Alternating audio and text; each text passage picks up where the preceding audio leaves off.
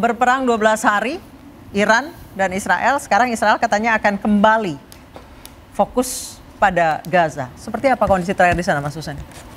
Dari teman-teman yang berada di sana. Sebetulnya ini tema yang lebih layak diangkat ya dibandingkan isu antara Iran dan Israel. Kalau Israel-Iran ini kan masih semua paranoia, ketakutan terkait bom yang jatuh baik Iran atau dari Israel. Tapi yang sudah jelas-jelas hari ini sudah 20 bulan pembantaian terhadap warga sipil di Gaza nggak berhenti. Ada perbandingan menarik. Tempo menulis bom yang dijatuhkan oleh Amerika ke Hiroshima Nagasaki itu hanya 15 kiloton. Sementara yang jatuh ke Gaza sampai hari ini sudah 100.000 ton atau 100 lebih kiloton. Ya kenapa ini tidak dibicarakan? Jadi jangan kita berpikir terlalu jauh ketakutan sana sini. Ini loh yang depan mata kita loh. Per hari itu 80 sampai 100 nyawa per hari. Per hari itu dibunuh. Hari ini saja kurang dari 12 jam ini sudah sekitar 60 nyawa dibunuh di Gaza. Dan barusan beberapa detik yang lalu saya dapat pesan dari teman-teman saya di Gaza, rumah sakit Mujamma Nasir di wilayah selatan itu sedang kebakaran hebat, korban bergelimpangan, korban luka, korban jiwa setiap hari. Bayangkan selama 20 bulan itu konsisten. Maksud saya kemana peran kita di sini? Kenapa kita begitu normalisasi terhadap jumlah korban jiwa? Bayangkan kalau suatu hari ada satu pesawat Indonesia misalnya gitu ya, meledak, jatuh, 70 orang meninggal, itu pemberitaan bisa berhari-hari tuh. Ini per hari 80 nyawa, di mana nurani kita? Maka saya di sini ingin berpesan kepada teman-teman media di Indonesia, ya jangan mengecilkan angka ini. Ini kita bicara masalah bukan hanya angka, tapi jiwa manusia. Dan sekali lagi, kita hentikan saja perdebatan antara Iran dan Israel, tapi kita fokus bagaimana kita mengawal agar genosida ini segera selesai, dan Israel segera diadili, dan mereka yang masih mendukung Israel dengan nyata itu direhabilitasi itu mentalnya itu. Perlu rehabilitasi, terutama orang-orang yang masih mengaku sebagai warga Indonesia, tapi dia jelas-jelas menginjak prinsip dan kehormatan bangsa kita yang anti penjajahan, dengan bangga dia tampil di media-media mainstream. Saya ini pro Israel. Maksudnya tolong hargai. Katanya ini interupsi boleh menyela. Saya nggak motong. Ya. Jadi kalau suatu hari nanti Presiden Indonesia mengatakan kita harus menjalankan undang-undang, dalam alinea pertama apa kata pembukaan undang-undang Indonesia pembukaannya, bahwa penjajahan harus dihapuskan. Jelas ya? Bayangkan kalau misalnya dengan kata-kata ini lalu Israel mengatakan, oh itu Indonesia berbahaya tuh, ingin menghapus kita. Muncullah orang-orang seperti narasumber satu ini, oh berarti Israel punya hak untuk menyerang Indonesia, karena Indonesia juga berpotensi untuk menghilangkan kami dari bumi ini. Mbak Monik, silakan. Ya, saya disuruh direhabilitasi mental karena saya mendukung Israel. Negara kita punya namanya BNPT, Badan Nasional Penanggulangan Teroris.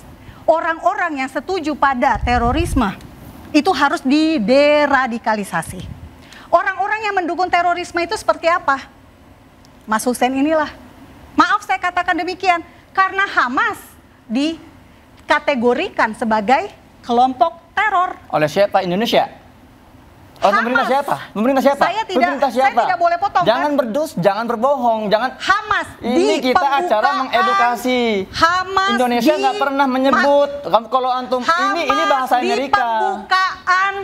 Pembukaan label teroris ini keluar dari Amerika. Mbak orang Amerika. Mbak orang Amerika, bukan? Maaf, tadi saya nggak potong loh. Ya enggak, jangan membodohi masyarakat. Siapa yang bilang Hamas teroris sebut? Indonesia menyebut itu. Apa punya pemerintah sendiri? Buktinya 7 Oktober 2023. Saya minta label. Hamas masuk ke Israel, menyandra 251 orang. Membunuh 1.200 orang. Sampai hari ini. Berapa orang yang disandra? Masih ada 50 orang. Kalau mau perang berhenti seperti yang diharapkan oleh kita di Indonesia, maka bebaskan Sandra sekarang juga. Susan, silakan. Yeah. Sandra harus dibebaskan karena pada saat terjadi 7 Oktober 2023, Israel dan Hamas dalam kondisi gencatan senjata, tidak sedang ada konflik. Walaupun orang Indonesia tidak boleh dicuci otaknya, diindoktrinasi. dengan kebencian terhadap Israel. Oke. Ini berbahaya. Kita tidak mendukung salah satu negara. Kita mengakui two-state solution. Dua negara. Israel kan, Kita Indonesia siapa? tidak mengakui Israel Kita sebagai siapa negara kan, mengaku? Mbak? Kita siapa Kata mengaku? siapa? Indonesia tidak mengakui Israel. Ada hubungan dagang. Tidak ada kedutaan hubungan Israel dagang di Indonesia. antara Silakan. Israel dan Tidak ada. Indonesia. Paspor biru Ada tidak pernah hubungan bisa dagang. digunakan ke Taiwan dan Israel. Pak, boleh Simpel itu, Pak. ceritakan? PNS kalau pakai paspor biru nggak boleh ke sana. Paspor hijau terserah. Ada hubungan ingin dagang mengutip, antara saya ingin Israel mengutip, dengan Indonesia. saya ingin Ekspor mengutip- impor dilakukan. Saya ingin mengutip resmi dengan ada data pernyataannya BPS per Bung Rocky tahun. Gerung yang mengatakan cara untuk mengapresiasi badut adalah dengan tepuk tangan semuanya. Nah, itu aja sederhana. Dan saya punya pesan dari sahabat saya Risalah Amar untuk mbak-mbak ini, sudahlah. Israel sudah kehabisan uang. Kalau mau menjilat yang lain, jangan Israel. Ya, silakan Saya jilat ada di negara lain. sini untuk Ya, silakan. bicara Kembali. tentang Iran. Iran adalah pendana dari Hamas. Makanya antek-antek Hamas akan kebakaran jenggot. Sorry to say, memang begitu faktanya. Hamas yang mendanai 7 Oktober. Hamas mendanai Hezbollah di Lebanon. Hamas menopang, Iran menopang Hamas. Slip tong. Boleh saya- Iran menopang Oke. Hamas di Gaza. Iran menopang Hezbollah di Lebanon. Iran menopang Houthi di Yaman. Ketika Mas Anto, Goebbels silakan. jadi menteri propaganda Nazi, salah satu diktumnya adalah sesuatu kebohongan jika diulang-ulang akan menjadi kebenaran. Yes. Dan Makanya ada retorika fakta Israel. 7 retorika Makanya ada 20 fakta bulan konflik Israel. ini adalah menutupi bahwa konflik Israel Palestina sudah punya berlangsung yang namanya sejak IDF. ketika IDF selalu punya juru bicara. Israel punya juru bicara, IDF punya juru bicara dalam bahasa Arab, dalam bahasa Parsi, itu dalam tidak bahasa Inggris. bagian dari ini pertama Oke, bahwa Dan konflik mereka ini semua mendokumentasikan setiap serangan di Gaza. Oke, Mbak Monik stop dulu. Mas Anto silakan. Oke, pertama yang perlu dibahas adalah konflik Israel Palestina tidak berlangsung sejak 2 tahun lalu. Sudah berlangsung Setuju. sejak Israel berdiri. Dan gini, Mas. Karena bentar, saya lanjutin ya. Dan Israel karena sebentar, berdiri tahun berapa? karena secara Sebentar, ontologis kehadiran Israel ini syarat dengan persepsi ancaman baik dari Israel dan negara sekitarnya. Dan Oke. ini tidak pernah diselesaikan. Dan ketika kemudian Israel menganggap Palestina ini tidak pernah merdeka, bayangkan Gaza itu adalah sebuah wilayah Palestina yang semestinya berdaulat, tetapi bagaimana warga Palestina diperlakukan, kita bisa kemudian melihat apa yang terjadi ini adalah bentuk retaliasi yang secara kemanusiaan akan sangat-sangat terjadi, mudah terjadi. Sehingga jika disederhanakan tentang jumlah sandera ketika ini, justru saya sangat miris ketika angka-angka itu dipamerkan, tapi kita tidak bisa melihat seorang anak yang terbakar. Semua itu korban. Dan kenapa ini diteruskan? Ketika ditawarkan ceasefire dan masalah diselesaikan, tidak diseriusin. Diambil, Pak. Tidak. Diambil. Tidak ada. Ibu bisa lihat dan ini Bagaimana kemudian dan caranya? terus berlangsung. Ketika konflik di Gaza sudah terus semakin, bayangin orang antri makanan ditembak, kemudian terjadi Gencatan konflik senjata Iran. sudah terjadi Tidak, beberapa Bu. kali, November, Februari. Tidak ada niatan Israel untuk kemudian ini kita bisa baca. Silakan dicek, Bu. Ibu selalu menyebut angka-angka yang sebenarnya saya tahu itu narasi dari siapa. Oke. Bentuknya, Faktanya. platformnya SOP-nya ketahuan sekali, Bu. Faktanya, Mas, Ya. di Israel sendiri itu ribuan pemukim ilegal Yahudi melakukan demo setiap hari itu. Sekarang Memaksa, Dan silakan ibu baca Netanyahu banyak. turun.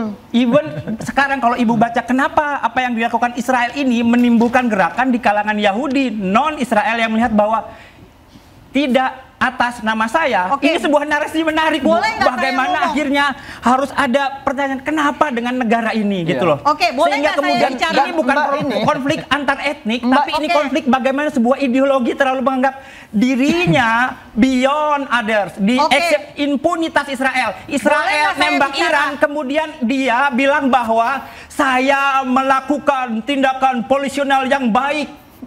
Aneh, Bu. Mbak Oke, Monik boleh silakan. nggak saya bicara? Silakan, Oke, Mbak terima Monik. kasih. Jadi, pada tahun 1948 ketika Israel merdeka, itu karena hasil resolusi PBB 181. 33 negara Arab menolak pembagian tanah menjadi Arab Palestina dan Yahudi Palestina. Orang Yahudi Palestina menerima. Tapi Gaza itu berada di tangan Mesir dari tahun 1948 sampai 1967. Yudea dan Samaria itu menjadi wilayah Yordania. Yerusalem Timur diambil oleh Yordania. Baru pada tahun 1967, ini fakta sejarah ya, tinggal di Google, tinggal dicari Britannica dan sebagainya, Anda bisa menemukan data ini. Tahun 1967 baru terjadi perang 6 hari. Israel diserbu, dikeroyok oleh 5 negara Arab. Mesir, Yordania, Lebanon, Suriah dan Irak. Apa yang terjadi? Israel dalam waktu 6 hari berhasil merebut Gaza dan Gurun Sinai dari Mesir. Merebut dataran tinggi Golan dari Suriah.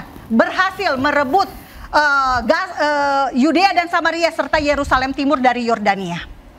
Tahun 2005, karena ada intifada yang kedua. Intifada artinya pemberontakan Palestina yang isinya adalah terorisme.